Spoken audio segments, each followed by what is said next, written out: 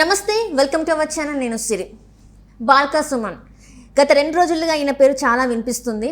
అయితే ఏమైందంటే తను నిన్న చూసినట్టయితే సీఎం రేవంత్ రెడ్డి గారిని చెప్పుతో కొడతా అని చెప్పేసి మాట్లాడడం అయితే జరిగింది. అయితే తన మీద కేసు ఫైల్ అయింది, కానీ ఇప్పుడు తను అబ్స్కాండ్ అయ్యారు. అయితే ఇదే తరహాలో ఇంకొకటి ఏంటంటే తన రాసలీలలు త్వరలో బయట పెట్టబోతున్నారు, కాంగ్రెస్ ఎమ్మెల్యేలు రెడీ అవుతున్నారని కూడా వార్తలు వస్తున్నాయి.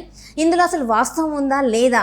సో ఈ అంశాన్ని చర్చించడానికి మనతో పాటు ఉన్నారు ప్రముఖ senior journalist, political analyst CS Rao garu. నమస్కారం సార్. నమస్తే శ్రీ సార్. బాల్కా సుమన్, సో ఈయన పేరు 2 రోజుల నుంచి బాగా వినిపిస్తుంది సార్. అయితే సీఎం రేవంత్ రెడ్డి గారిని చెప్పుతో కొడతానడం, కేసు ఫైల్ అవ్వడం, కానీ తను ఏమంటారు అబ్స్కాండ్ అయిపోయారు, ఎవరికి దొరకడం లేదు. అండ్ ఆ క్రమంలోనే ఇప్పుడు ఏంటంటే కాంగ్రెస్ ఎమ్మెల్యేలు బాల్కా సుమన్ రాసలీలల వీడియోలో, ఆడియోలో బయటికి తీసుకొస్తామని చెప్పేసి చెప్తున్నారు. సో ఇందులో ఎంతవరకు వాస్తవం ఉంది సార్? ఇప్పుడు ఒకటి ఏంటంటే చాలా క్లియర్గా మంచిర్యాల ఎమ్మెల్యే ప్రేమ్ సాగర్ చాలా క్లియర్గా చెప్పారు, నీ రాసలీలల వ్యవహారం నేను మొత్తం పెడతాను, రాసలీలల గుట్టు మొత్తం పెడతాను, ఆ వీడియోలు బయట పెడతానని చెప్పి ఆయన సవాల్ చేశారు. ఎవరికి? బాల్కా సుమన్కి.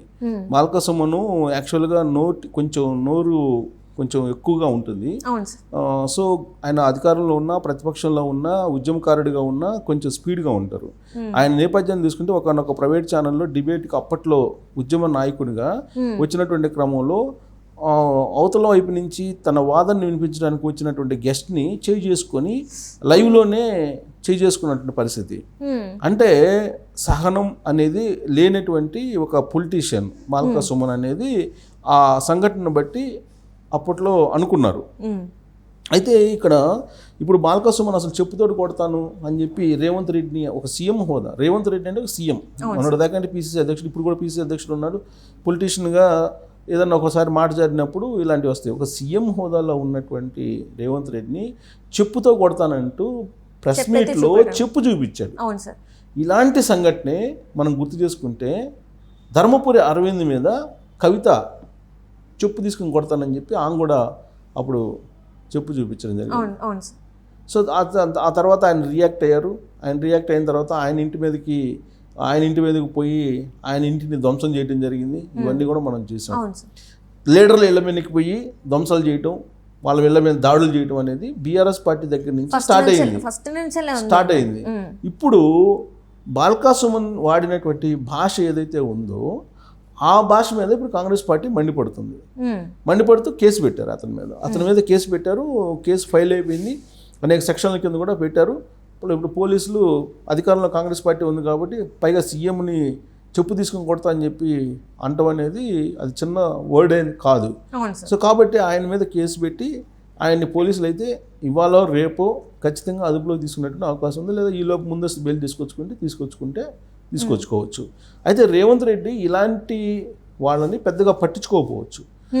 ఎందుకంటే రేవంత్ రెడ్డి గురించి నాకు బాగా తెలుసు. అతను సీఎం అయిన తర్వాత రకరకాలుగా చాలామంది అనేక మాట్లాడుతూ ఉన్నారు. వాస్తవంగా ప్రభుత్వాన్ని పడగొడతామని చెప్పి అన్న వ్యాఖ్యలు చేసినటువంటి వాళ్ళ మీద కేసు పెట్టచ్చు, కానీ ఎక్కడ కూడా కేసు పెట్టలేదు. దాన్ని లైట్గా తీసుకుంటున్నారు. తన పని ఏదో తను చేసుకోబోతున్నాడు రేవంత్ రెడ్డి. సో బాల్కా సుమన్ మాజీ ఎంపీ, మాజీ ఎమ్మెల్యే. సో అతను మీద కేసు పెట్టి అతన్ని హీరో చెయ్యాలి అని చెప్పి రేవంత్ రెడ్డి అయితే అనుకోరు. కాకపోతే చట్టం తన పని తాను చేసుకోబోతుంది కాబట్టి పోలీసులు పిలిచి ఒకవేళ ఏదన్నా యాజ్ పర్ ది యాక్ట్ చేసి వదిలిపెడతారు. అయితే ఇక్కడ మనం ఈ మాటల పొల్యూషన్, తెలంగాణ వచ్చిన తర్వాత, తెలంగాణ రాకముందు ఉద్యమ సమయంలో కూడా తెలంగాణలో ఉండేటువంటి పరుష పదజాలం ఫస్ట్ స్టార్ట్ చేసింది ఎవరు అని అంటే అందరికీ తెలుసు. కేసీఆర్ ఆ పరుష పదజాలాన్ని అనేక సందర్భాల్లో ఉద్యమ సమయంలో వాడారు. ఆ తర్వాత సీఎం అయిన తర్వాత వాడారు. ఈవెన్ జర్నలిస్టులు కూడా ఒకనొక సమయంలో జర్నలిస్టుల మీద కూడా ఆయన ఉపయోగించినటువంటి సందర్భాలు కూడా ఉన్నాయి. ఎవరిని తుస్కారంగా మాట్లాడేవాళ్ళు, ఇష్టానుసారంగా మాట్లాడేవాళ్ళు. అదేమని ప్రశ్నిస్తే ఇది తెలంగాణ భాష, తెలంగాణ వాడుక భాషలు, ఇవన్నీ మీకు అర్థం కాకపోతే నేనేం చేయను అని చెప్పి అని అంటారు. అదే భాషని ఇంకో ఎక్కువ మోతాదులో రేవంత్ రెడ్డి వాడటం జరిగింది. రేవంత్ రెడ్డి వాడి ఆయన పైచేయి సాధించి సీఎం పదవిని అందుకున్నాడు. ఆయన సీఎం అయిన తర్వాత కూడా కేసీఆర్ మీద ఇటీవల కాలంలో 2 days బ్యాక్ కొంత పరుష పదజాలాన్ని వాడారు. రండా అనేటువంటి ఒక పరుష పదజాలాన్ని వాడారు. బట్ సీఎం హోదాలో రేవంత్ రెడ్డి ఆ పదాన్ని వాడటం కూడా అభ్యంతరం పెట్టాల్సిందే. అవును సార్, అంటే అంత పెద్ద హోదాలో ఉండి ఇలాంటి మాటలు మాట్లాడితే సో జనాలు ఇంకా దాన్ని ఎలా తీసుకుంటారు అని చెప్పేసి కూడా కొంతమంది మాట్లాడారు. ప్రజల్లో రేవంత్ రెడ్డి ఏం చేశారు, ఆయన ఇచ్చినటువంటి 6 హామీలు అమలు అవుతున్నాయా లేదా అనే దానికన్నా కూడా కేసీఆర్ని పరుష పదజాలంతో దూషించారు కదా, అదే ఎక్కువ చర్చ జరుగుతుంది ఇప్పుడు. అవును సార్. అలాగే ఇప్పుడు ఆయన చేసిన దానికి మళ్ళీ ఇప్పుడు బాల్కసుమన్ వచ్చి బాల్కసుమన్ చెప్పు చూపించి అంతకన్నా మోతాదుగా పరుష పదజాలాన్ని వాడి ఆయన చెప్పు చూపించిన అంశం ఇప్పుడు చర్చనీయాంశం అయిపోయింది. తెలంగాణలో ఏ ఇద్దరు పౌరులు కలిసినా ఇదే అంశాన్ని మాట్లాడుకుంటున్నారు. అవును సార్. అసలు తెలంగాణకు కావాల్సింది తెలంగాణ విధ్వంసం జరిగింది, మేడి గడ్డ ప్రాజెక్టు కుంగిపోయింది, అసలు కాళేశ్వరం పనికొస్తుందా లేదా, దాని మీద ఎంక్వైరీ ఏమవుతుంది, ఇవన్నీ పక్కకు పోయినాయి. అసలు ఎందుకు తెలంగాణలో 5 లక్షల కోట్లు అప్పయింది, అసలు రీకన్స్ట్రక్షన్ చేయాలని చెప్పి రేవంత్ రెడ్డి అంటున్నారు కదా, విధ్వంసం ఏ విధంగా జరిగింది, ఆ విధ్వంసంలో ఎవరెవరు పాత్రదారులు. ఇప్పుడు టౌన్ ప్లానింగ్ ఆఫీసర్ని ఒక అతన్ని హెచ్ఎండి టౌన్ ప్లానింగ్ అతన్ని ఏసీబీ రైడ్ చేస్తే కొన్ని 100 కోట్లు బయటకు వచ్చినాయి. అంటే ఎవరి సపోర్ట్ లేకుండా ఆయన ఆ విధంగా చేయగలరా? శివరామ బాలకృష్ణ ఏదో పేరుంది, శివ బాలకృష్ణ. అవును సార్, బినామీలు అంటున్నారు సార్, అంటే కేసీఆర్ కేటీఆర్ బినామీలు వాళ్ళు. సో అందుకే ఆయన ఇంకా వీటికి తెలిసిందే ఇంత, ఇంకా తెలియాల్సిందే చాలా ఉందని కూడా వస్తుంది. ఇప్పుడు ఆల్రెడీ ఏసీబీ కస్టడీలో ఉన్నాడు, ఆయన కస్టడీకి తీసుకున్నారు, దాదాపు 5 రోజులు అయింది, ఇంకొక 3 రోజులు కస్టడీలో ఉంటారు. ఇప్పటికే చాలా సమాచారం అతను ఇచ్చాడు, అతని ఫ్రెండ్స్ని కూడా తీసుకొని విచారిస్తూ ఉన్నారు. సో అతని బినామీలు చాలా మంది ఉన్నారు, ఆ బినామీల్లో గత ప్రభుత్వంలో ఉండే పెద్దలు కొంతమంది ఉన్నారనేది కూడా ఇప్పుడు వస్తుంది. ఈ మొత్తం సీరియస్ టాపిక్ పక్కకు వెళ్ళడానికి రేవంత్ రెడ్డిని చెప్పుతో కొడతా అని చెప్పి బాల్కసుమన్ చేత చేయించారు అనేది కాంగ్రెస్ పార్టీ వాళ్ళకి అర్థమైంది. అందుకే ఒక కేసు పెట్టేశారు. కేసు పెట్టి బాల్కసుమన్ చేసినటువంటి దాని మీద కాంగ్రెస్ పార్టీ వాళ్ళు ఏం చేయాలో చేస్తున్నారు.